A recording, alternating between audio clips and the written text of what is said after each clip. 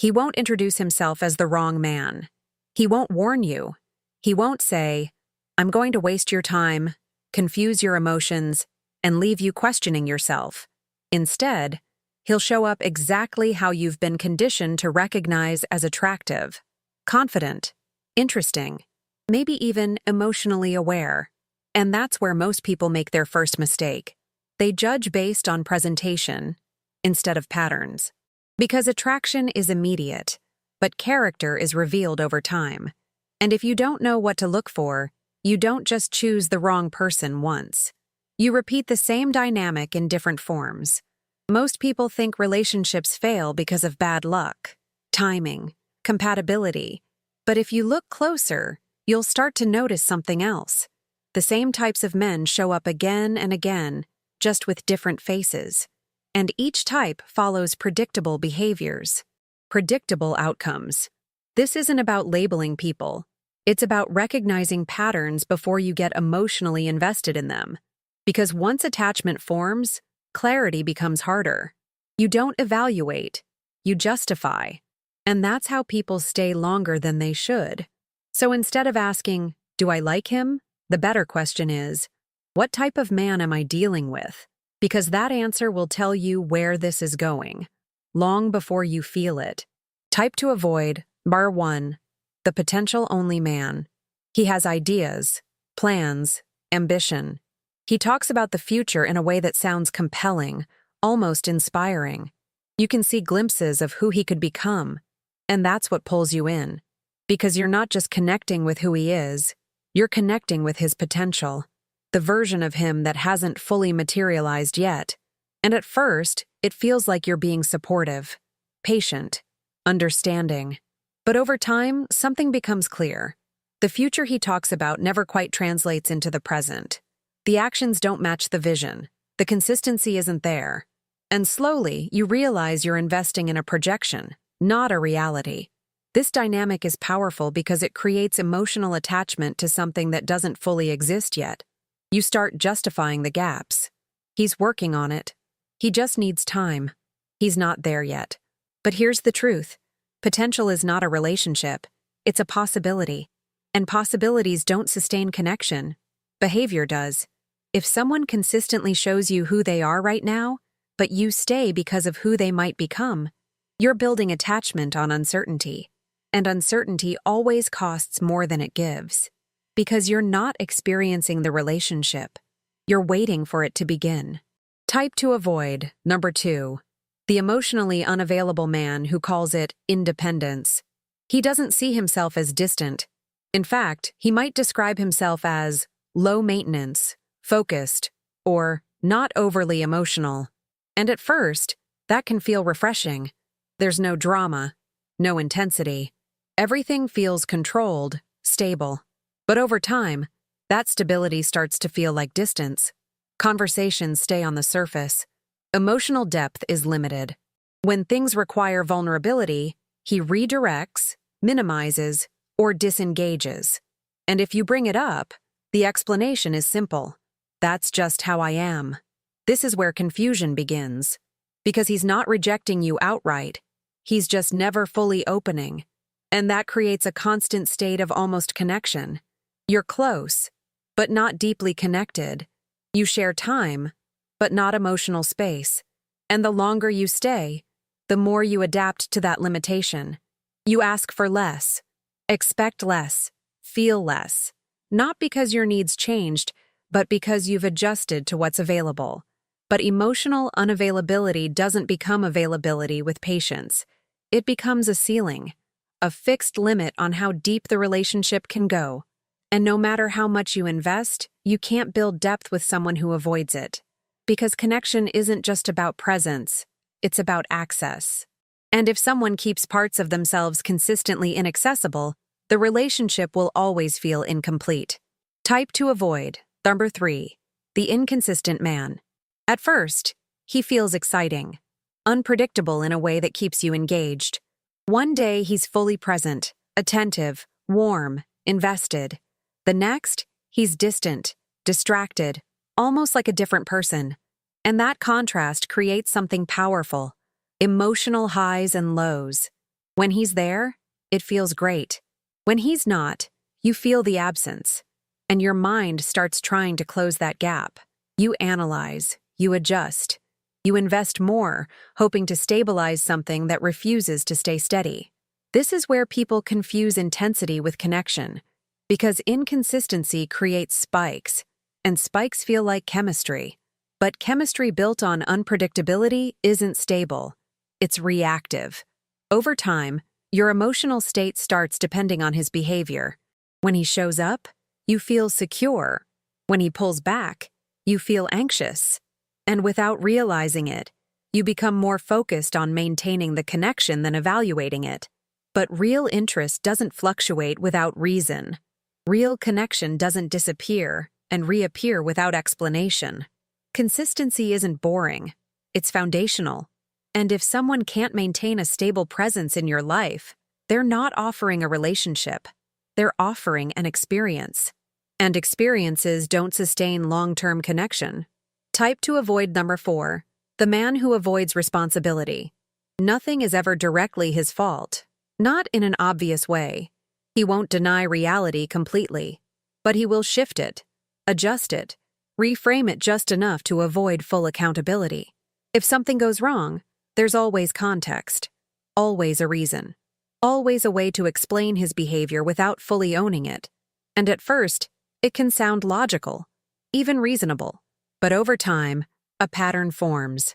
Problems don't get resolved. They get redirected. And that leaves you carrying more of the emotional weight.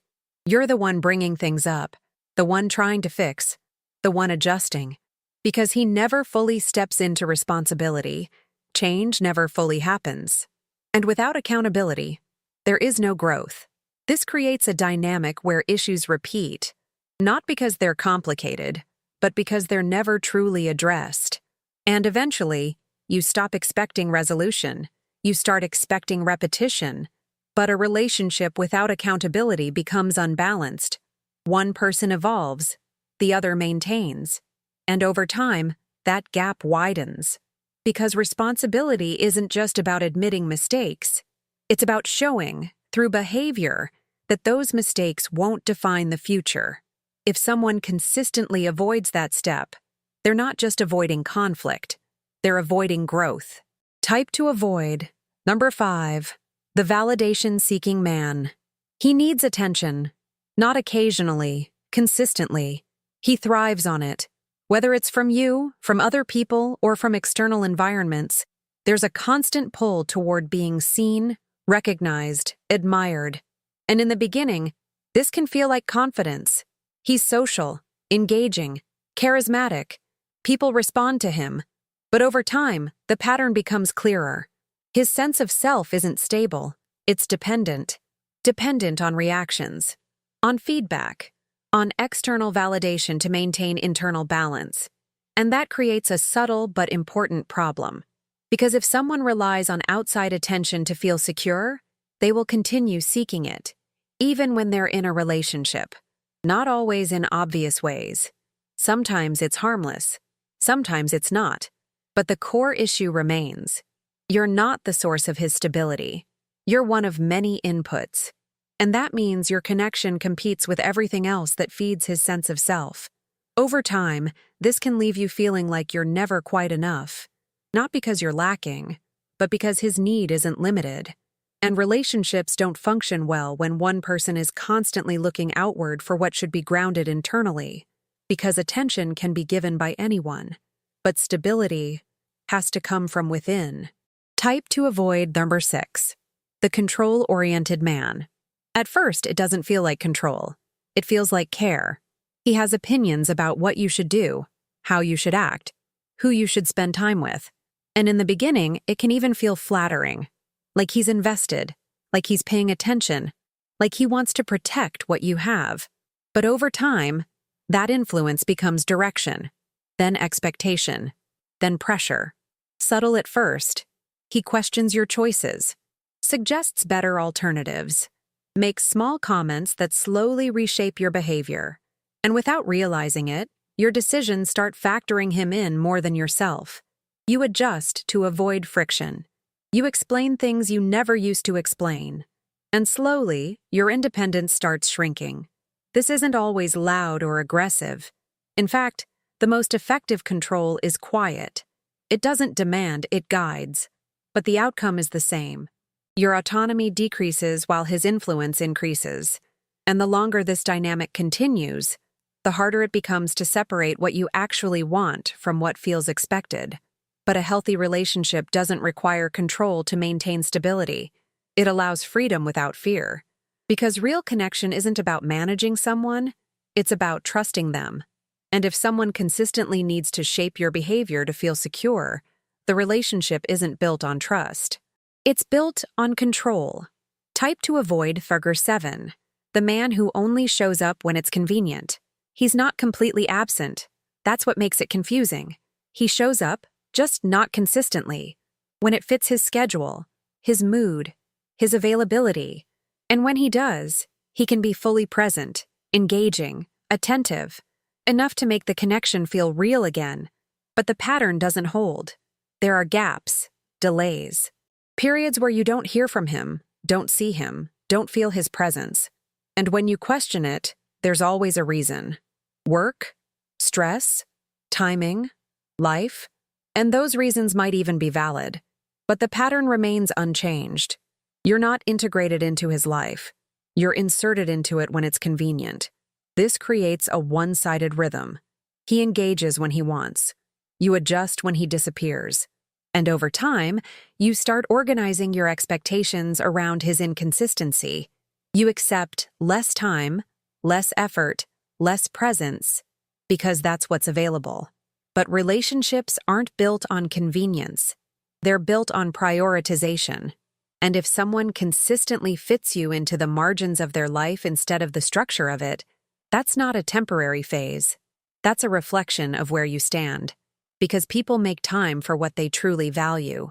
Not occasionally, consistently. Type to avoid number 8, the charm-heavy, depth-light man. He's easy to like. That's the first thing you notice. He knows how to talk, how to present himself, how to create a good impression. Conversations flow. There's humor, charisma, a sense of ease that makes everything feel natural. And in the beginning, that can feel like compatibility, like things are just working. But as time goes on, something starts to feel missing. The conversations don't deepen. The connection doesn't evolve. It stays in that same surface-level comfort zone.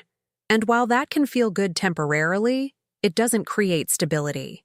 Because charm creates attraction, but depth creates connection. Without depth, there's nothing to build on.